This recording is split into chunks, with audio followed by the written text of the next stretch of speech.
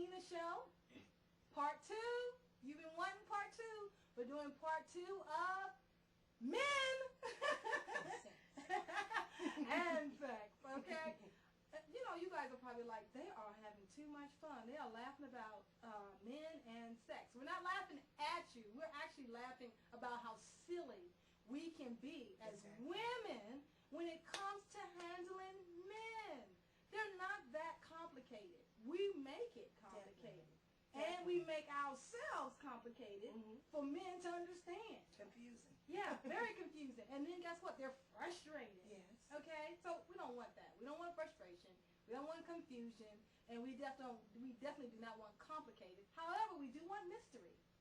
Oh, that's good. Mystery is good. Beautiful.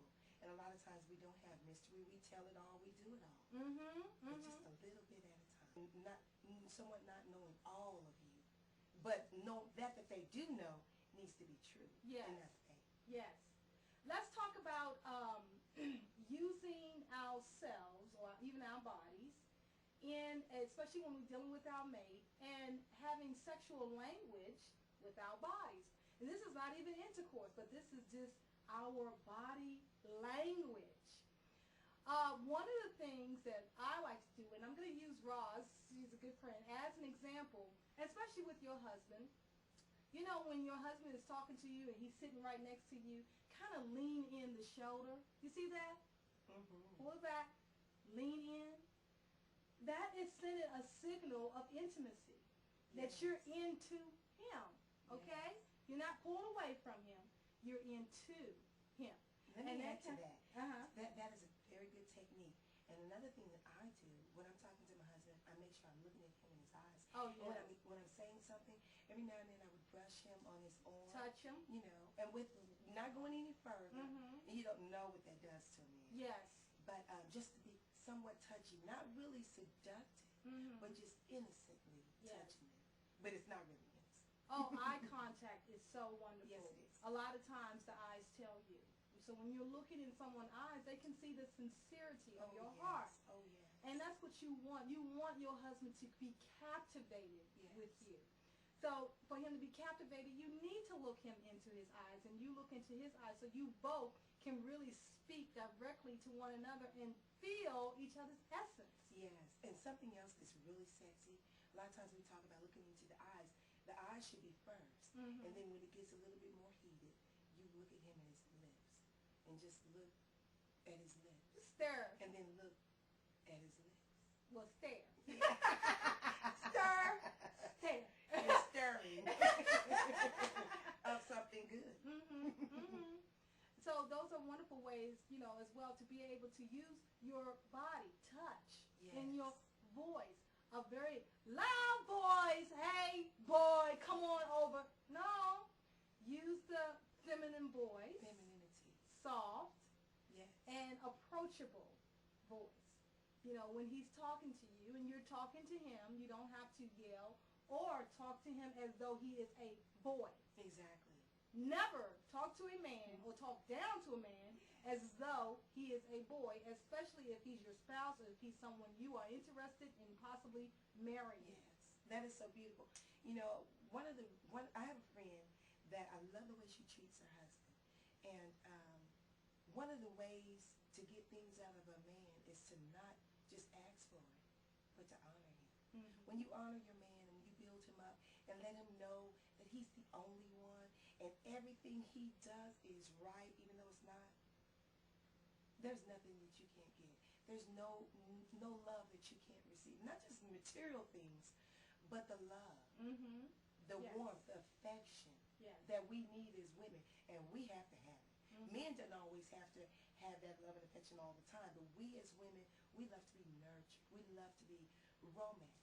Yes. And it starts with us romancing your husband. Yes. Isn't that your book? That's my book. Well, you know what, ladies?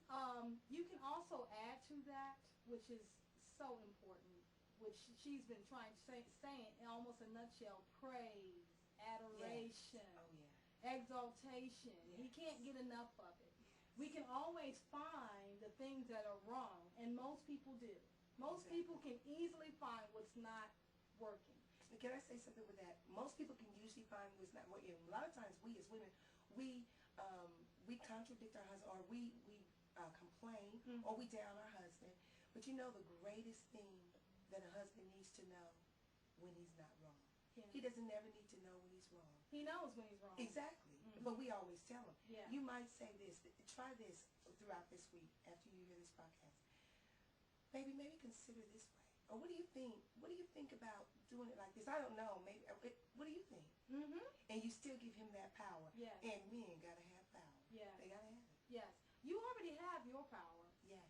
You don't have to look anywhere for it. You have it. It's you. And it's feminine power. It's your essence. Yes. It's you as a woman. Women already have power naturally. Yes. Men work for power.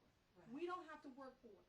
All you have to do is use it wisely. Yes. Use your femininity wisely. Use who you are as a woman wisely. Yes.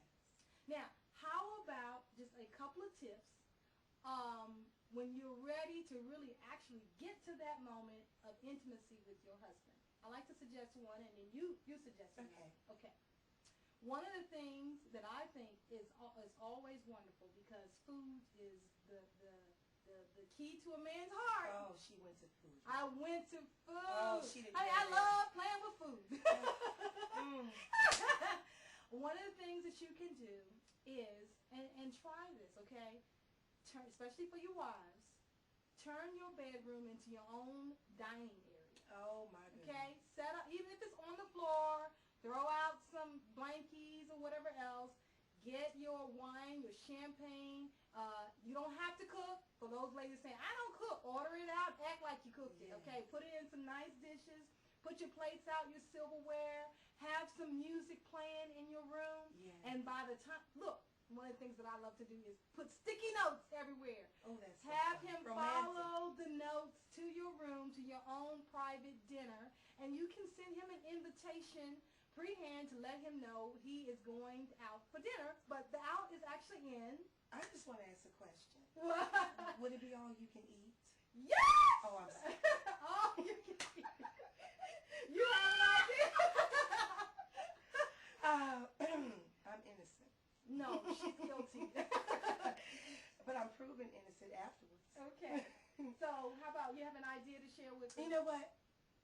After a hard day's work, what I would like to suggest, and usually what I suggest with my husband, is to take a shower.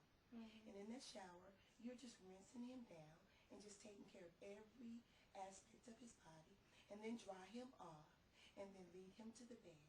Have you some oil already prepared between the bananas and all of the apples and all the fruit, right? And so you're putting the sensuous oil on him and just minister to his arms, his legs, his stomach, his chest, his buttocks, and doing nothing seductive, just ministering to that by rubbing it beautifully and soft, and press it into those pressure points, and just allowing that to be. And he's looking up at you like, I want more. Leave him hanging. Have a cliffhanger. I love it. That is so wonderful. I hope you guys are enjoying this. We are having more fun than you can imagine. I love it. Because you know what? Marriage and life should be fun. Yes. And you should have fun doing it. Yes. Oftentimes, especially, I'm going to go there, if you're in the quote-unquote churches and, you know, in certain areas. I was a leader in the ministry, so I know we think, or most people in churches think sex is a taboo. Yucky. It's yucky. It's not something that you should be doing.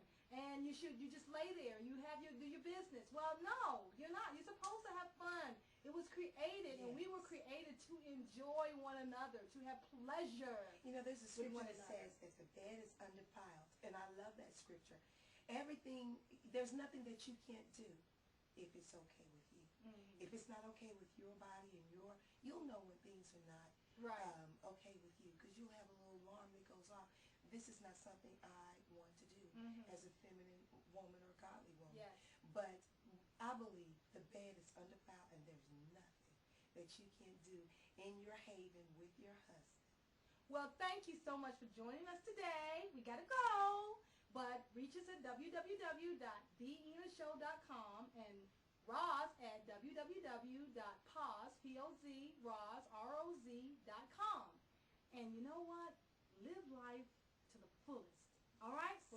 soon. Bye.